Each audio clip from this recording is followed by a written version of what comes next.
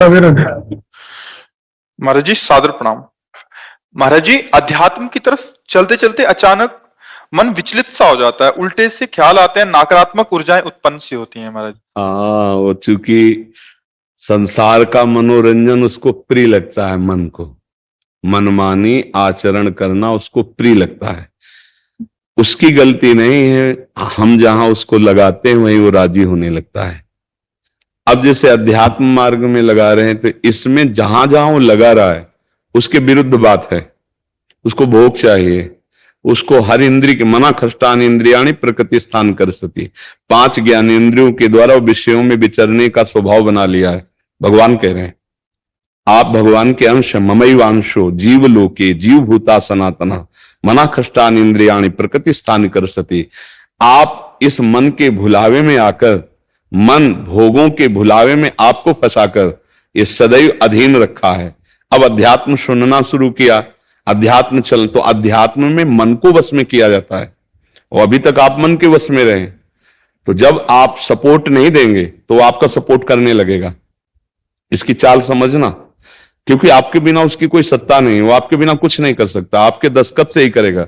जैसे हमारा मन कह रहा है मैं देखूं, हम कह रहे नहीं देखना है, वो 100 बार कहेगा देखो, आप कहोगे नहीं ये देखो, अब वो लग जाएगा जिधर आप लगाओगे, पर वो कुछ समय तक लगेगा, फिर वो आपको वश में करने की कोशिश करेगा और वो जब आप ना करेंगे तो आपको जलाएगा। अगर उस जलन को सह गए तो मन को अधीन कर लेंगे और नहीं सह गए तो मन आपको अधीन कर लेगा। ये खेल चल रहा है। प्रायः सब मन के अधीन ही होते हैं। मन को कोई चेला बनाने वही सच्चा गुरु। दूसरों को तो चेला बनाना सहज है, मन को जो चेला बना ले वही सच्चा गुरु। मन ने सबको चेला बना रखा है, नहीं बना रखा?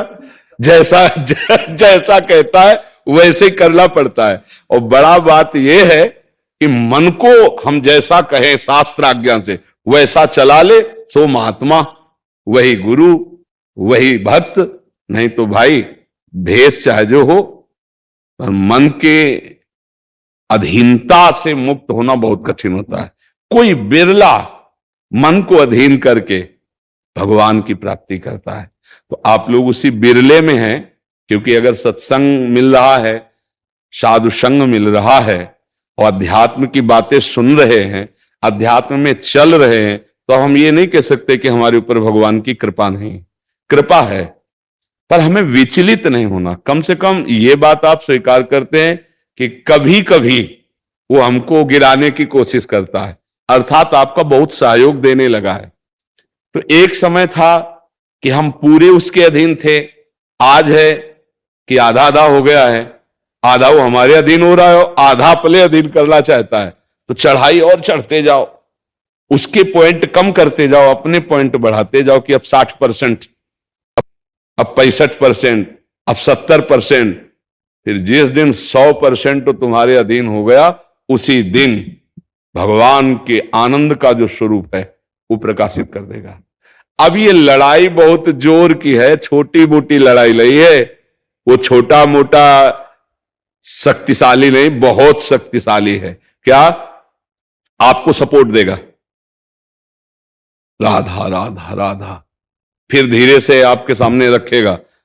देखो इतने दिन जब करते हुआ कोई सुख तो नहीं मिल रहा, इसको भोगो, अभी आनंद आ जाएगा। और देखो ये भोग आपके पास व्यवस्थित है, देखो ना अभी आनंद आ जाएगा। अच्छा, अब रुका राधा नाम, अब वो उस भोग में ले गया। अब राधा नाम जपना चाहोगे तो अच्छा नहीं लगेगा, अरुचि, वो अपने अधीन करता चला जाएगा।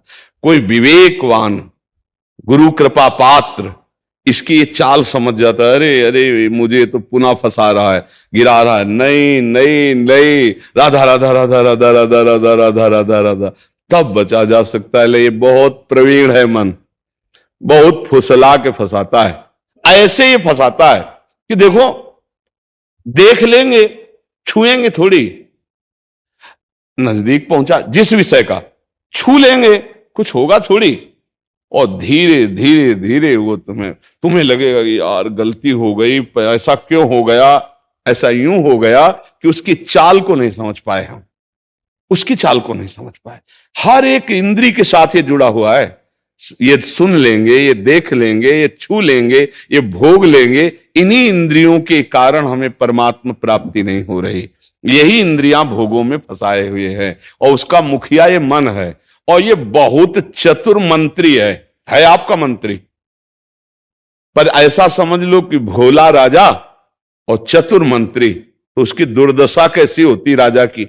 जो सलाह देता है वैसे ही कर देता है और फंसता चला जाता है, और मंत्री अपने को बलवान बनाकर केवल नाम मात्र का राजा उसको बनाए हुए सारा काम वही कर रहा है। देख लो आप, नाम मात्र के आप जीवात्मा भगवान के अंश हो, सारा काम वही मन कर रहा है।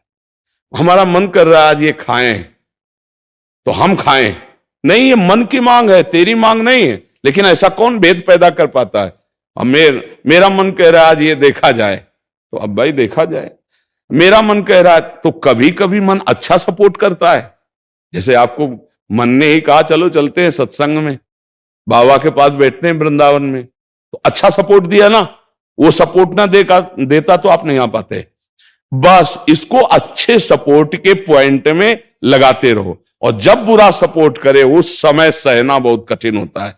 अगर मन ने ठान लिया कि अब ये करना है और आपने कह दिया ना, तो आपको जलाना शुरू करेगा, और उस जलन को जो सह गया, यम ही न व्यथ्यन्ते ते पुरुषम पुरुषर्षव सम दुखा सुखाधीरम स्वमृतत्वाय कल्पते, उस जलन को जो सह गया सो भगवान को प्राप्त करने की सामर्थ्य रख लेता है। बहुत कठिन है मन की जलन को सहना। बाहर के थप्पड़ सह जाना सही, लेकिन मन के थप्पड़ सहना बहुत कठिन, सबको गिरा देता है। इसका बहुत विचित्र बल होता है, और इससे बचने का केवल एक उपाय है, नाम जप न छूटे और ये स्वीकार मत करो कि मुझे चाहिए। जैसे मन कह रहा है आज उस होटल में चलते हैं, अब रसेंद्री और मन एक हो गया है। अब आपको लगता है मेरी मांग है, तो बोले भाई आज मेरा मन कह रहा है यही, आज मेरा मन कह रहा है कि आज उस होटल का भोजन होना चाहिए। अरे तेरा मन कह रहा है, तू खुद कह रहा है, अब उसमें निर्णय करो सही है कि गलत। अगर गलत लग रहा है इसकी चाल, तो आप मत जाओ। घर में रोटी दाल बनाओ, इसको अच्छा नहीं लगेगा, ये 100 बार कहेगा नहीं नहीं, तो आपको नहीं भाई आज तो यही खाना पड़ेगा। कल भले विचार करेंगे, कल विचार करेंगे आपकी बात पर आज नहीं, आज तो ऐसे बस में करना होता है। एक साधु के मन में आई कि खीर मिले, बहुत दिन से नहीं मिली, मन है कभी कुछ भी सोच सकता है, बहुत व्याकुलता हो गई, बस खीर खीर खीर।